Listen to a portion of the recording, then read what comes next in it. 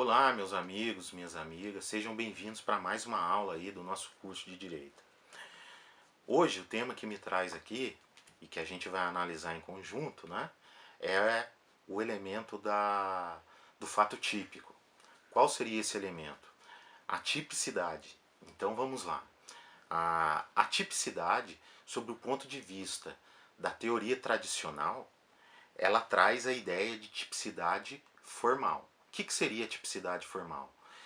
Seria simplesmente a subsunção.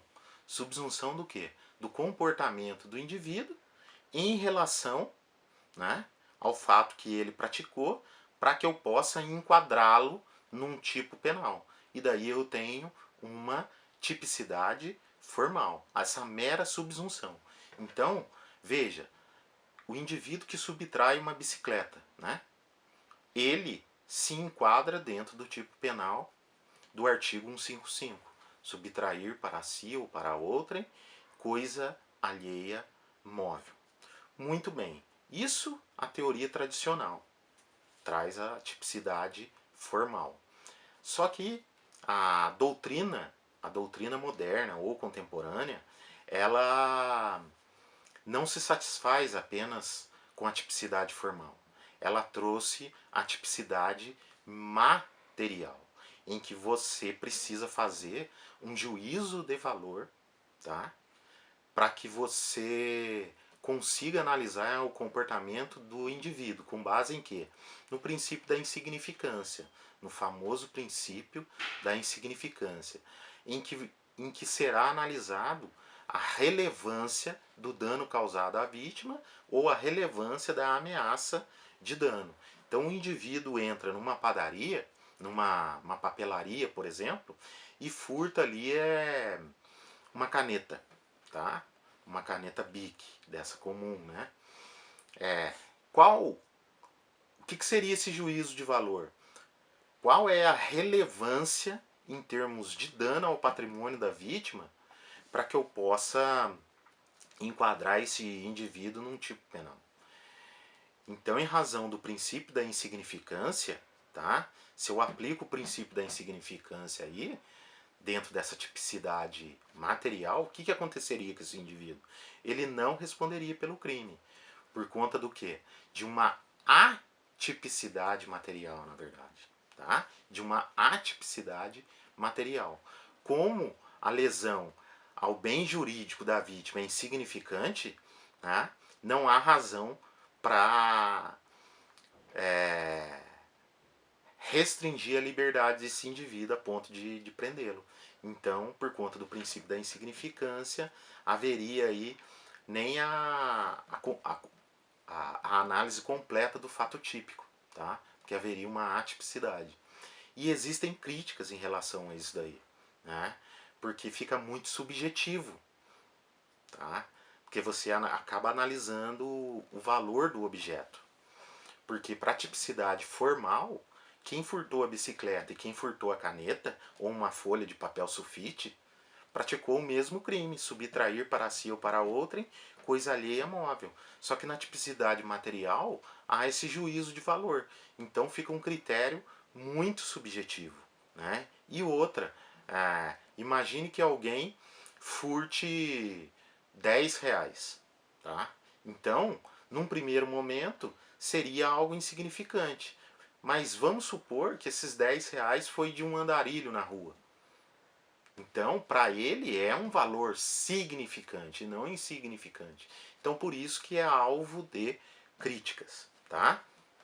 Mas, além da tipicidade formal, além da tipicidade material, há uma terceira tipicidade, também chamada de tipicidade conglobante.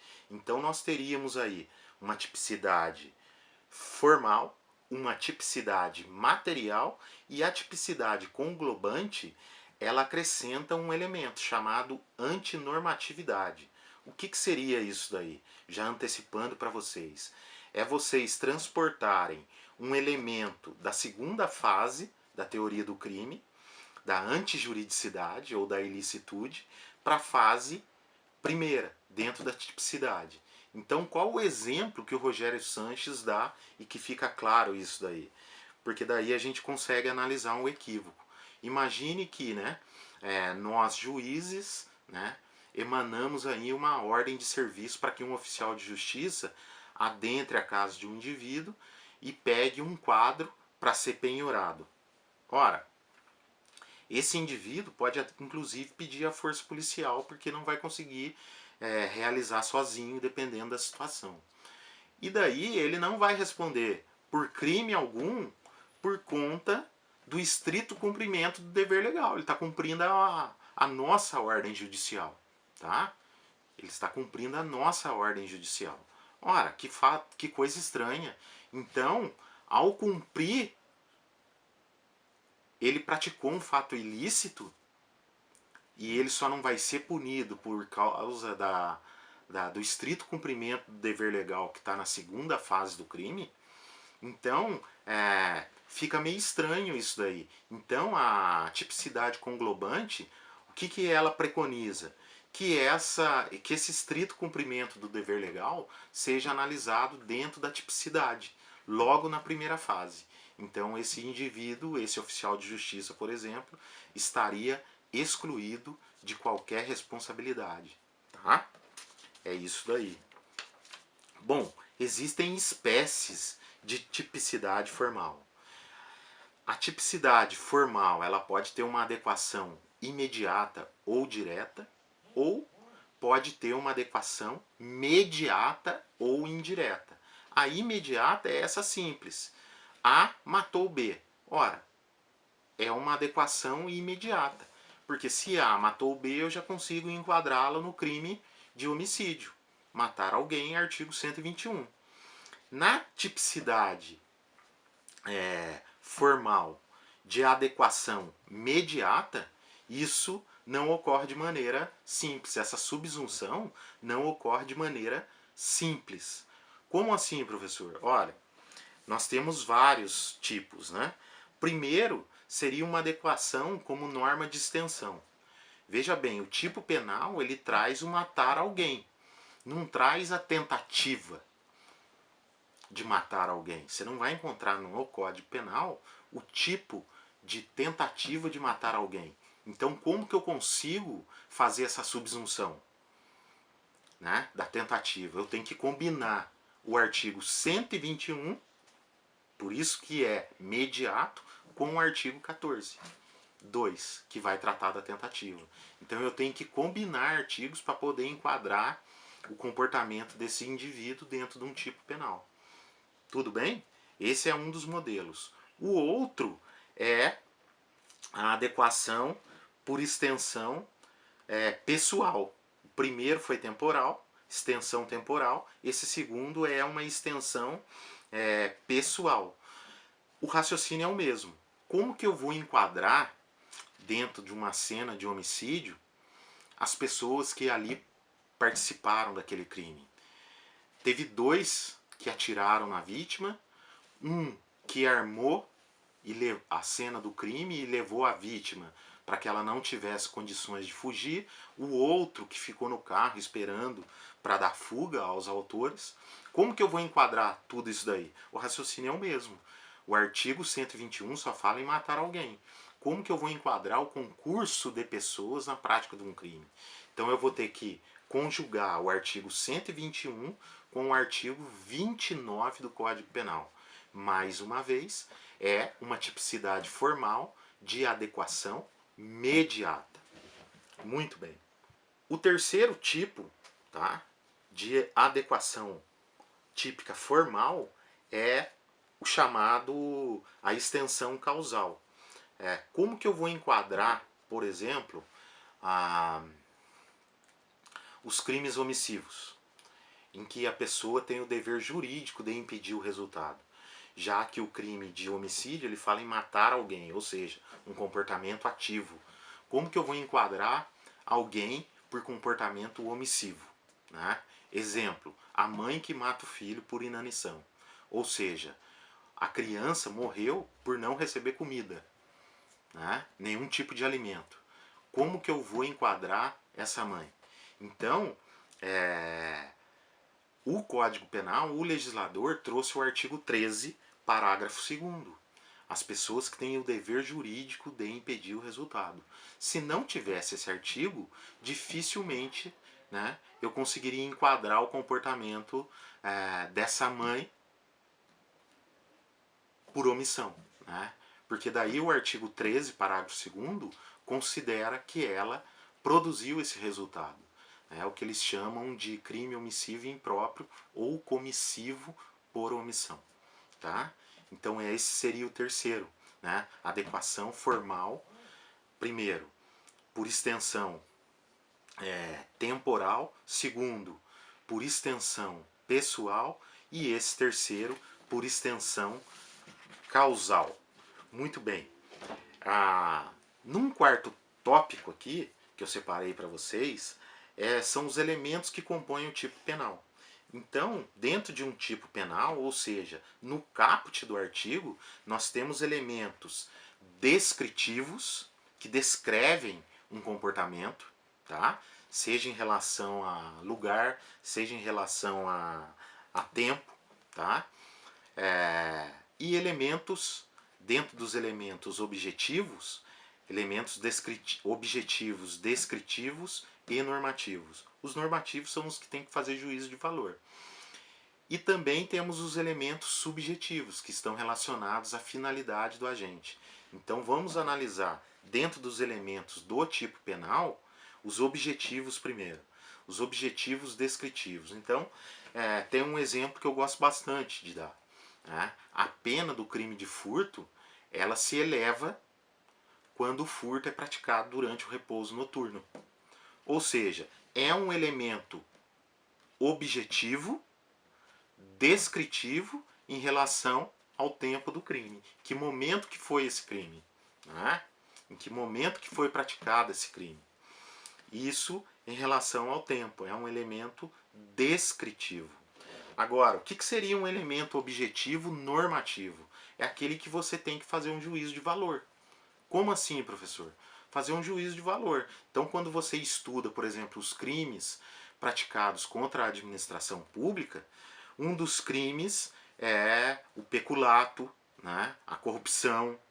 E daí vem a palavra funcionário público, praticado por funcionário público no exercício da sua função. Agora, o que seria o juízo de valor aí? Qual é esse elemento objetivo que você tem que fazer um juízo de valor? A expressão funcionário público. Quem é esse funcionário público? Ora, hoje, interpretando, né, o funcionário público é o indivíduo que foi registrado em CLT, concursado, ele pode ser estatutário, o indivíduo que é notificado para fazer parte do júri, ele é funcionário público ainda que temporariamente. Se você receber uma notificação aí para participar como mesário do processo eleitoral, você é funcionário público, observe que tem então um juízo de valor. A expressão documento, o que é documento? Pode ser um documento de cartório, pode ser um documento que tem uma fé pública. Será que aquele documento que eu pego na delegacia ele tem fé pública? Então cabe aí um juízo de valor. Né? Muito bem. Então, elementos objetivos descritivos, elementos objetivos normativos, e o Rogério Sanches ele traz um terceiro elemento objetivo científico, que eu achei interessante de comentar com vocês. Alguns elementos, né, a própria ciência explica, então não cabe aqui você tentar fazer aí uma interpretação que você pode incorrer em erro. Então o exemplo que ele dá é muito bom. A lei 11.105/2005 é a lei de biossegurança. Então, em alguns dos seus dispositivos, por exemplo, a gente vai encontrar a palavra embrião. Só que a palavra embrião, ela já é conceituada pela biologia. Então você faz aí uma análise de tipicidade formal, né, como um elemento objetivo científico. Tá? E por fim, né, o que seria esse elemento subjetivo? já que a gente viu que os elementos normativos podem ser descritivos, normativos e científicos. O que seria esse elemento subjetivo? Está relacionado à finalidade do agente em praticar ou não determinada conduta. Então, o Rogério Sanches também ele classifica esse comportamento em positivo e negativo. E ele cita um exemplo muito claro em que num artigo só a gente tem esses dois comportamentos, subjetivos, positivos e negativos, que é o artigo 33, parágrafo 3º da Lei de Drogas. Então, esse parágrafo 3º do artigo 33, ele diz o seguinte: quem oferecer drogas à pessoa de seu relacionamento para juntos a consumirem, tá? Quem oferecer droga, repetindo, quem oferecer drogas eventualmente e sem objetivo de lucro à pessoa de seu relacionamento para juntos a consumirem. Então nós temos aí dois elementos subjetivos. O primeiro, quem oferecer drogas eventualmente e sem objetivo de lucro. Aí a negatividade. E sem objetivo de lucro. É um elemento subjetivo negativo. E sem objetivo de lucro. E o positivo? A pessoa de seu relacionamento para juntos consumirem. Elemento subjetivo positivo. Para juntos consumirem a droga. Então, neste artigo, parágrafo 3º da Lei de Drogas, nós temos o elemento, tá, subjetivo, positivo e negativo. Tudo bem, pessoal? Até o nosso próximo encontro.